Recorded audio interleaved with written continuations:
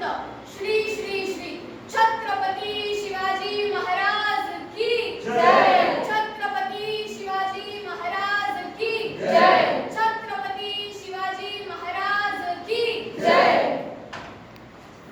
आई भवानी वीर माता जिजाऊ यांच्या पुढे नतमस्तक होत सर्व ज्ञात अज्ञात मावळे ज्यांनी हिंदवी स्वराज्यासाठी आपला जीव ओवाळून टाकला, स्वराज्य स्थापक छत्रपती शिवाजी महाराज यांना मानाचा मुद्रा करून मी माझ्या कथेस सुरुवात करते. जगाच्या पाठीवर व्हॅली ऑफ वॉर म्हणून 7 लढाया नामांकित आहेत. अभिमानाची गोष्ट अशी की त्यातील दुसऱ्या क्रमांकाची लढाई म्हणजे आपली पावनखिंडीची लढाई. ही गोष्ट आहे 1659 ची. दिनांक 10 नोव्हेंबर सह्याद्रीच्या नरसिंहाने स्वराज्यावर चालून आलेल्या हिरण्यकशिपूचा वध करून घोरप्या डोंगरावर प्रताप घडवला. हे स्वराज्य व्हावं ही तो श्रींची इच्छा हे जाणून स्वराज्यासाठीचं पुढचं पाऊल टाकलं. 28 नोव्हेंबर 1659 तब्बल 18 दिवसात महाराजांनी 18 किल्ले आणि 22 गावं काबीज केली. स्वराज्य तब्बल 10 पटीने वाढले. त्यातला पन्हाळा हा सर्वात महत्त्वाचा किल्ला होता, कारण आदिलशहाची उपराजधानी म्हणजे पन्हाळा. पण गनिमाला चांगलं कधी बघवतच नाही. आदिलशहा आणि बडी बेगम संतापले होते. जरी बादशाही ताप वाढला तरी ह्या मातीसाठी मरायला हा महाराष्ट्र केव्हाही तयार. छत्रपती शिवाजी महाराज पन्हाळ्यावर असताना आदिलशहाने सिद्दी जोहरला फाझल खान सहित आपली 40,000ची फौज घेऊन पन्हाळ्यास वेढा मारण्यास पाठवले. अवघे 600 बांधर गडावरती अडकून पडले होते. महाराजांच्या मनात विचार सुरू झाले, या वेड्यातून बाहेर पडता येईल का? या वेड्यातून बाहेर कसं पडायचं? गडावरची रसद संपत चाललेली आहे. चर्चा करण्यासाठी महाराजांनी सर्व बांधवांना सगळीकडे बोलावले व चर्चा सुरू झाली. चर्चा सुरू असताना धडाड आवाज झाला व ते पाहणी करण्यासाठी गुजाकडे गेले. पाहताय तर काय, एक तोफ गोळा गडाच्या अलीकडेच येऊन पडला. मुघलांकडे लांब पल्ल्याच्या तोफा आल्या कुठून असा प्रश्न मनात जागा झाला. आणि तेवढ्यात त्यांनी टोपीकरांना पाहिले. हे टोपीकर ज्यांनी काही महिन्यांपूर्वी तह करून असे सांगितले होते की आम्ही राजकारणी बाबतीत दखल अंदाजी करणार नाही, आणि आज मुघलांना सामील झाले. महाराज अवघे संतापले. आता या वेळातून बाहेर पडणं आवश्यक होतं. चर्चेला दुसऱ्यांना सुरुवात झाली. एक हेर महाराजांकडे पळत आला. महाराजांना म्हणतोय, महाराज आज शाहिस्ते खान आपली 1 लाखाची फौज घेऊन पुण्यावर चाल करून येतोय, आणि एवढंच नाही तर आदिलशहाचा सिद्धीला असा निरोप आहे की हा वेढा असाच चालू ठेव, मी आपली अजून फौज घेऊन स्वराज्य काबीज करण्यास येतोय. आता ह्या परिस्थितीतून बाहेर पडणं आवश्यक होतं. छत्रपती शिवाजी महाराजांचा उजवा हात किंवा प्रति शिवाजी आपण ज्यांना म्हणतो असे नेताजी पालकर, हे नेताजी पालकर जे आतापर्यंत एकही लढाई हारले नव्हते. त्यांनी देखील सिद्धीचा वेढा फोडण्याचा 2दा प्रयत्न केला आणि हार पत्करून परत आले. ही त्यांच्या आयुष्यातील सर्वात पहिली हार होती. शिवाजी महाराजांनी भेटलं होतं की हा सिद्धी किती पक्क्या इराद्याचा आहे ते. चर्चेला तिसऱ्यांदा सुरुवात झाली आणि एक व्यक्ती महाराजांना भेटण्यास आग्रह करू लागला. तो व्यक्ती समोर आला आणि महाराज म्हणाले, महादेव कुठे होतात? किती वाट पाहिली मी तुमची. तो व्यक्ती होता गुप्तहेर खात्याचे प्रमुख बहिर्जी. बहिर्जींचे डोळे पाणावले व ते महाराजांना म्हणाले, महाराज इतकी वर्ष झाली माझ्या या समगड्यांसोबत राहतोय, पण मला कुणी देखील ओळखले नाही, आणि तुम्ही बघताक्षणी ओळखले. महाराज इतकी दिवस सिद्धीच्या वेड्यात होतो, तिथली सर्व खलबतं वरती आणली आहे.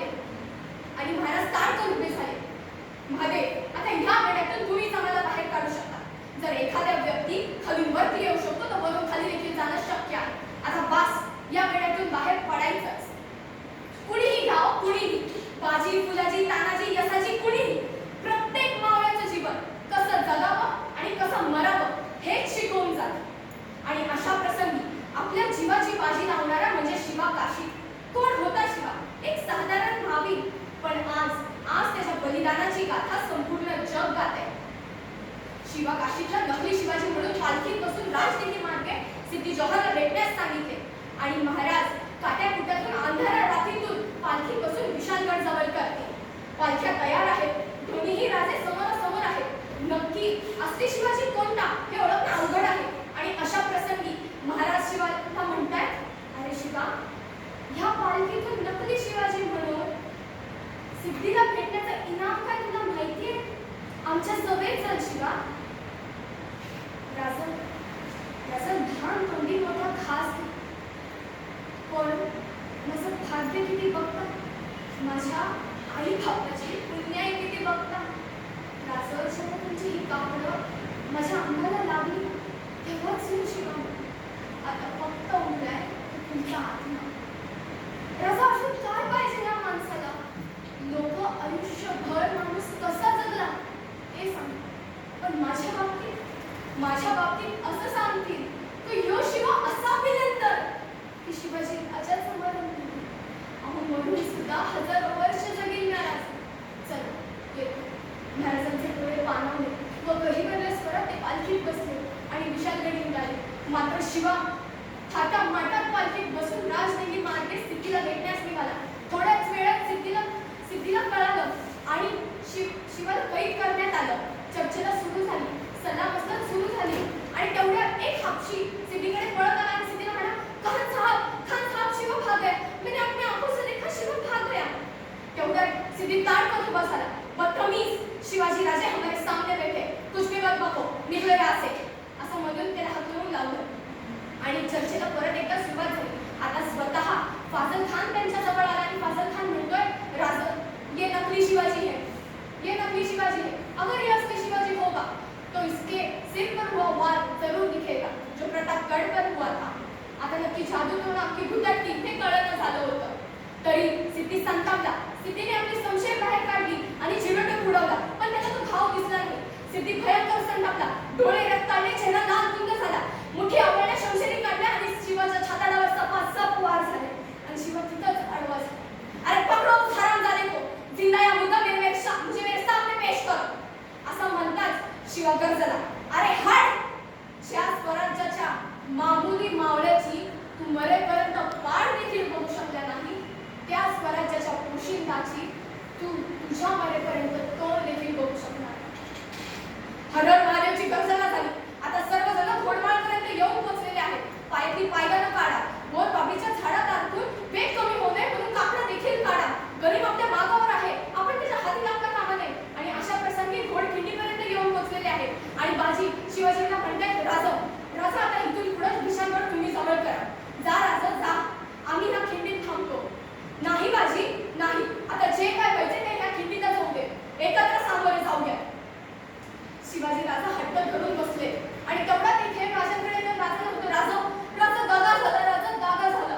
सूर्याजी सुर्वे आणि यशवंतराव पालवांनी विशालगडाला वेढा घातलाय आणि मराठी आपल्याच विरोधात उभे आहेत. राजा आता इथून बाहेर कसं पडायचं? इकडं आग तिकडं विहीर अशी परिस्थिती झालेली आहे.